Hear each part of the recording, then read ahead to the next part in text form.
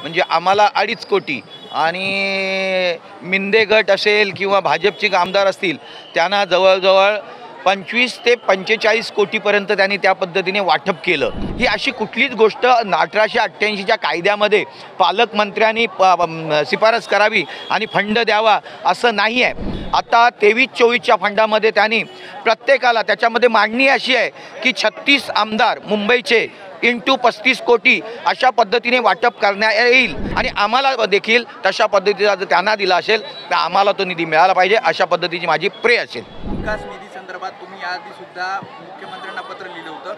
RTI मध्ये माहिती समोर आली आहे 15 विधानसभा मतदारसंघात जिथे भाजप आणि शिंदेचे आमदार आहेत तिथे 15 कोटीपेक्षा जास्त निधी मिळाला आहे। प्रमुख माहिती असेल की DPDCच्या फंडामध्ये जिल्हानिहाय जो निधी असतो पालकमंत्र्यांच्या माध्यमातून आमदारांना दिला जातो त्या निधीमध्ये देखील अनइक्वल डिस्ट्रीब्युशन ऑफ फंड अशा पद्धतीने मी वाक्य वापरलं होतं आणि तसं अनइक्वल फंड म्हणजे आम्हाला 2.5 कोटी आणि मिंदे गट असेल किंवा भाजपचे आमदार असतील त्यांना जवळजवळ 25 ते 45 कोटीपर्यंत त्यांनी त्या पद्धतीने वाटप केलं आणि त्यावेळेलाच मी त्या जिल्हानिहाय कमिटीमध्ये आमच्या DPDCमध्ये मी तो विचारणा केल्यानंतर पालकमंत्र्यांना सांगितलं मी देखता हूँ पण त्यांनी काय पाहिलं नाही। त्या अनुषंगाने मी कोर्टामध्ये केस टाकली।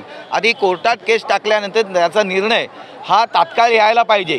आता दोन्ही बाजूच्या वकिलांनी आपल्या बाजू मांडल्यानंतर त्याचा निर्णय हा महिन्यात यायला पाहिजे, परंतु आता 2 महिने झालेले आहेत, 2 महिन्यात त्याचा निर्णय आलेला आहे आणि त्याच्यानंतर माहितीच्या अधिकाराखाली आणखीन आम्ही एक पे केलं। आम्हाला जेव्हा कळण्यात आलं की मुंबई महानगरपालिकेचा निधी देखील हा आमदारांना देत आहेत अशा पद्धतीचं पत्र चहल साहेबांकडनं म्हणजे कमिशनर यांच्याकडनं आम्हाला आलं की तुम्हाला निधीची आवश्यकता असेल तर तुम्ही पालकमंत्र्यांच्या शिफारशीनंतर हा निधी दिला जाईल। ही अशी कुठलीच गोष्ट 1888च्या कायद्यामध्ये पालकमंत्र्यांनी शिफारस करावी आणि फंड द्यावा असं नाही आहे। तरी देखील आम्ही देखील पालकमंत्र्यांना फंड अशा पद्धतीने आम्हाला निधी मिळावा म्हणून कमिशनरना आणि पालकमंत्र्यांना मी पत्र दिली की मला देखील आपण जे चहल साहेबांचं पत्र आलं आहे त्या अनुषंगाने आम्हाला देखील निधी द्या। परंतु मी पत्र देऊन जवळजवळ 2-2.5 महिने झाले, आम्हाला एकही पैशाचा निधी दिला नाही। मग त्यांची पत्र आता मी माहितीच्या अधिकाराला ही माहिती मागवली, त्याच्यामध्ये लिहिलं आहे की प्रशासक नेमणूक झाल्यानंतर म्हणजे 7 मार्च 2022ला कॉर्पोरेशन समाप्तीत आल्यानंतर त्यांचा कालखंड संपल्यानंतर त्या ठिकाणी प्रशासक असलेले आयुक्त हे प्रशासक झाले आणि प्रशासकांनी ते सर्व स्टँडिंग कमिटीचे अधिकार हे आपल्या ताब्यात घेतले आणि त्या पद्धतीने 2022-23, 23-24 अशा पद्धतीने त्यांनी फंड वितरित केलं।